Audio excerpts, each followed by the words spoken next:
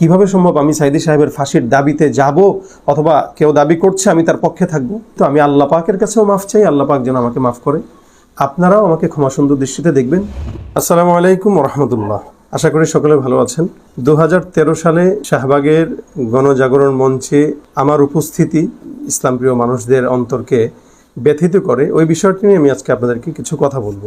2008 সালে আইনুদ্দিন আল আজাদ রহমতুল্লাহ আলাই আমাকে জামিয়া ইকরা বাংলাদেশে এনে ভর্তি করা, আর আমার এখানে আসাটা আইনুদ্দিন আল আজাদ রহমতুল্লাহের হাত ধরে। উনি নিজে আমাকে এখানে ভর্তি করে দিয়েছেন, যার কারণে আমি এখানেই দাওরা হাদিস পর্যন্ত অধ্যয়নে ছিলাম।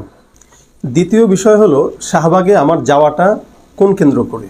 দেখুন, আমরা জানি বাংলাদেশে আমরা যারা কওমি মাদ্রাসায় পড়েছি, ছাত্ররা আমাদেরকে যে কোনো জায়গায় নিয়ে যায়, যে কোনো একটা সমাবেশ, যে কোনো মিছিল, ছাত্ররা থাকে, ওস্তাদরা তাদেরকে নিয়ে যায়। তো সেই ক্ষেত্রে সেই জায়গাটা থেকে আমরা কিন্তু তখন ছাত্র, এবং 2013 যে সেশনটা ছিল, আমি ওই সেশনে মিশকাত জামাতে পড়ি। আমাদের কাছে কিন্তু তখন মোবাইলও আমরা মাদ্রাসায় চালাতাম না, ফেসবুক তো প্রশ্নই আসে না, আমরা সম্পূর্ণটাই মোবাইল ব্রাউজার এগুলোর বাইরে ছিলাম। তা হঠাৎ করে আমাদের ওস্তাদরা একদিন বললেন যে চলো আমরা একটা মানববন্ধন করব, সংবাদ সম্মেলন করব, তোমরা আমাদের সাথে চলো। আমাদের সব ছাত্ররা মিলে আমরা তখন ওই জায়গাটায় ওস্তাদের সাথে যাই। আমরা কোথায় যাচ্ছি, কেন যাচ্ছি, বা আন্দোলনটা কি, তখনও কিন্তু আমরা এই আন্দোলন সম্পর্কে ওয়াকিফাল না। আমি মাওলানা ফরিদ নসরুল সাহেব হুজুরের পিছনে দাঁড়ানো ছিলাম, অনেক ভিড়ের ভিতরে আমরা ছিলাম। তা হুজুর বক্তব্য দিচ্ছেন, এগুলো তখনও ওভাবে আমি খেয়াল করিনি, অনেক পরে খেয়াল করেছি। আপনারা ভিডিওতে এটাও দেখে থাকবেন যে আমি সাইড পরিবর্তন করার চেষ্টা করছিলাম, এবং কি আমাকে ওখানে একটা সঙ্গীত গাওয়ার জন্য মোটামুটি জোর করা হয়েছিল যে একটা সঙ্গীত তুমি গাও। কিন্তু আমি ওখানে যাওয়ার পরে যখন ওদের পরিবেশ দেখেছি, তখন সাথে সাথে আমার মাথায় চলে আসছে, না এখানে তো আসাই ঠিক হয়নি, সঙ্গীত গাওয়া তো দূরের কথা। এবং এটা ছিল শাহবাগের ওই আন্দোলনটা শুরু হওয়ার কিছুদিন পরেই। অতপর ওই জায়গাটায় যখন আমরা যেয়ে জানলাম যে এখানে নাস্তিকদের এবং ছেলে মেয়ে একসাথে কি একটা অবস্থা, সাইদি সাহেবের ফাঁসি চাচ্ছে এবং অন্যান্য আলেমদের ফাঁসি চাচ্ছে, তখন সাথে সাথে মাথায় আসলো যে এই জায়গা তো আমার আসা ঠিক হয়নি, এবং যার কারণে আমি তখন ওখানে গজলও পরিবেশন করিনি। এবং ওখান থেকে আসার পরে আমার অসংখ্য সঙ্গীত আপনারা দেখতে পাবেন। শাহবাগে যাওয়া তো আমার অবশ্যই খারাপ হয়েছে, যদিও এটা আমার অনিচ্ছা সত্ত্বে, আমার অনাকাঙ্ক্ষিতভাবে, কিন্তু আমি তো এটা লালন করি না। সাইদি সাহেব প্রত্যেকটা মানুষের ভিতরে, হৃদয়ের ভিতরে প্রবেশ করে আছে, গ্রামগঞ্জে, দেশ বিদেশে, এবং আমার ঘরে আমার মা, আমার বাবা, আমি সহ ছোটবেলা থেকে সাইদি সাহেব রহমতুল্লাহ আলাইহির বয়ান আমরা শুনি। তো সেখানে কিভাবে সম্ভব আমি সাইদি সাহেবের ফাঁসির দাবিতে যাব অথবা কেউ দাবি করছে আমি তার পক্ষে থাকব? জন্য আপনারা দেখেছেন পরবর্তীতে সাইদি সাহেব রহমতুল্লাহ আলাইহির ইন্তেকালের পরেও আমি ওনাকে নিয়ে আমার জুমার মসজিদে সরাসরি বলেছি, এবং কি ওনার ইন্তেকালের আগেও অনেক মাহফিলে যে আমি ওনার ব্যাপারে কথা বলেছি। কথা বলতে যে কিছু কিছু জায়গায় আমি কমিটির রোষানলের শিকারও হয়েছি। এটা শুধুমাত্র ব্যক্তিগত মহব্বত থেকেই কিন্তু সাইদি সাহেব রহমতুল্লাহ আলাইহির ব্যাপারে আমার কথা বলা ছিল, কাউকে খুশি করার জন্য না। হেফাজতের আন্দোলনের সময় শাহবাগের ওইটার বিপরীতে, শাহবাগের ওই আন্দোলনের পরবর্তীতেই কিন্তু হেফাজতে ইসলাম মাথাছাড়া দিয়ে তখন বিশাল আকারে সারা বাংলাদেশে একটি বিপ্লব ঘটিয়েছে। ওই বিপ্লবের সময় আমার অসংখ্য সঙ্গীত, যা সারা বাংলাদেশ ব্যাপী সমাদৃত হয়েছে, প্রত্যেকটা হেফাজতের সমাবেশে আমাদের ওই সঙ্গীতগুলো গিয়েছে।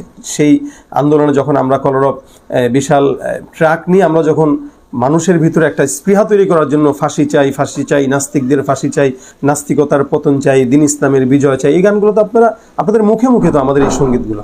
এর পরবর্তীতে অসংখ্য গান আমি রচনা করেছি, যেগুলো নাস্তিকদের বিরুদ্ধে, যেগুলো শাহবাগী গণজাগরণ মঞ্চ না, শুধু বাংলার সব নাস্তিকদের বিরুদ্ধে। আমি 2015 সাল থেকে 14-15 থেকে আমি আলোচনা করি বয়ানের জগতে। এই পর্যন্ত প্রত্যেকটা বয়ানে আমি নাস্তিকদের বিরুদ্ধে কঠোর অবস্থান নিয়েছি, এটা আপনাদের সামনে স্পষ্ট। যার কারণে যার রেশ ধরে ঘাতক দালাল নির্মূল কমিটির কালামানিক যেই লিস্টটি করেছিল 116 জনের শ্বেতপত্র, 116 জনের ভিতরে আলাদাভাবে 35 জনকে তারা সিলেক্ট করেছিল, যে 35 জনের ভিতরে আমার নামটাও ছিল। যার কারণে আমি প্রতিনিয়ত একটা গ্রেফতারের ভয় কাজ করতো আমার ভিতরে, এবং কি আমার জুমার মসজিদে অনেক সময় ডিবির লোক আসতো। আমার অনেক মাহফিল এরকম হয়েছে যে আমার লিস্টির কারণে প্রশাসনের গাড়ি যে আমার মাহফিল আমাকে মঞ্চে উঠতে দেওয়া হয় নাই। এখন আসুন, শাহবাগে গণজাগরণ মঞ্চে যারা গিয়েছিল, নাস্তিকরা যে আন্দোলনে গিয়েছিল, ওটা কি আমি আদৌ সাপোর্ট করতে পারি? এটা কিভাবে সম্ভব? একটা নাস্তিক যারা আমার রসুলের সুন্নতকে যারা ব্যঙ্গ করে, এদের পক্ষ আমি আলেম হয়ে তো দূরের কথা, একজন সাধারণ ইমানদারও তাদের পক্ষ টানতে পারে না। অনেকেই প্রশ্ন করে থাকেন যে আমি কেন এটা আগে খোলাসা করিনি, এখন কেন করছি। গতকাল মুফতি আরিফ বিন হাবিব সাহেবের একটি পোস্টে আমি ওস্তাদ কেন্দ্র করে আমি ফরিদ মাসুদ সাহেবের ব্যাপারে একটি কমেন্ট করেছি। ওনার যে চিন্তাটা শাহবাগে গণজাগরণ মঞ্চে উনি যে চিন্তা নিয়ে গিয়েছিলেন, এটা সম্পূর্ণ ওনার ব্যক্তিগত মত। এই জায়গা থেকে কিন্তু আমি সম্পূর্ণ আলাদা, আমার মত আলাদা, যেটা আমি আপনাদের কাছে খোলাসা করেছি। যেহেতু আমি ওই জায়গায় একটি কমেন্ট করেছি, ওই কমেন্টকে কেন্দ্র করে অনেক ভাই কষ্ট পেয়েছেন, অনেক ভাই এ বিষয়ে গালাগালিও করেছেন, অনেক মহব্বতের সাথে আমাকে ইনবক্সে জিজ্ঞাসা করেছেন। যারা ইনবক্সে মহব্বতের সাথে জিজ্ঞাসা করেছেন তাদেরকে আন্তরিক ধন্যবাদ। যারা গালি দিয়েছেন তাদেরকেও আমি তাদের জায়গায় সম্মান জানাই, কারণ তারা কষ্ট পেয়ে আমাকে গালি দিয়েছেন। এখন ক্লিয়ার করছি কেন, আগে করিনি কেন। আগে যে করিনি বিষয়টি এরকম না।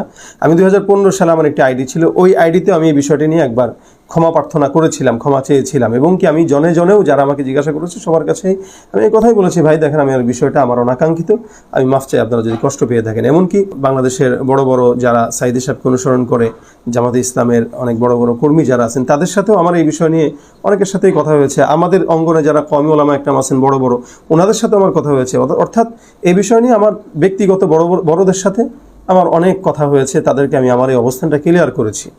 আমভাবে ফেসবুকে আমার এটা বর্তমান সময়ে আবার নতুন করে বলা লাগছে এই কারণে, যেহেতু 2015 সালে আমি যে বিষয়টি বলেছিলাম, যে আইডি থেকে ওই আইডিটা আমার ডিজেবল হয়ে যাওয়ার কারণে এই বিষয়টি ধামাচাপা পড়ে গিয়েছিল। আমি ভাবছি এটা নিয়ে আর বলার কোনো কারণ নাই, কারণ এটা তো মানুষ জানেই। কিন্তু নতুন করে আরিফ বিন হাবিব সাহেবের পোস্টে কমেন্টকে কেন্দ্র করে নতুন করে যারা কষ্ট পেয়েছেন, আমি এই কারণে, অনেকে জানতো না আবার নতুন করে জানছে, এই জন্য আমি আবার এই বিষয়টি খোলাসা করার জন্য আপনাদের কাছে আসছি। আমি আমার বিষয়ে বললাম, আমার এই বিষয়ে আমি আবার বলছি, আমার এই অনাকাঙ্ক্ষিত বিষয় আমার কোনো দিনই ভাই যারা আমাকে দেখেন, যারা আমাকে মহব্বত করেন, দূর থেকে ভালোবাসেন, এই বিষয়টি আমার অনাকাঙ্ক্ষিত। আমি আল্লাহ পাকের কাছেও মাফ চাই, আল্লাহ পাক যেন আমাকে মাফ করে। আপনারাও আমাকে ক্ষমা সুন্দর দৃষ্টিতে দেখবেন। কোনো সময় যদি আমার আবারও ভুল হয় আপনারা ধরিয়ে দিবেন, আমি নিজেকে শুধরে নেব। আপনারা ভাই হিসেবে ক্ষমা সুন্দর দৃষ্টিতে দেখবেন। আসসালামু আলাইকুম রহমতুল্লাহ। দেলোয়ার হোসেন সাইদি সাহেব ইন্তেকাল করেছেন, দুনিয়া কাঁপিয়ে ইন্তেকাল করছেন। সোজা কথা, ওলামা একরাম বুজুর্গরা যখন ইন্তেকাল করে, আল্লাহ পাক হয়তো পৃথিবী নাড়া দিবে, নয়তো আসমান থেকে বৃষ্টি বর্ষণ করবে। এটা কেন বলে, আসমানও পর্যন্ত তার জন্য কাঁদে, জমিন পর্যন্ত তার জন্য কাঁদে, সমুদ্রের মাছ পর্যন্ত তার জন্য কাঁদে, আর কোটি কোটি মানুষ তো কান্না করছে। তা আমরা বলতে পারি রাসূলের কথা অনুযায়ী আল্লাহ পাক হয়তো উনার কবরকেও জান্নাত বানায় দিয়েছেন ইনশাআল্লাহ। আমরা এটা দোয়াও করি, আল্লাহ পাক আমাদের সমস্ত আজকের ইবাদতের সওয়াবগুলো আল্লামা সাইদির কবরে পৌঁছায় দেয়।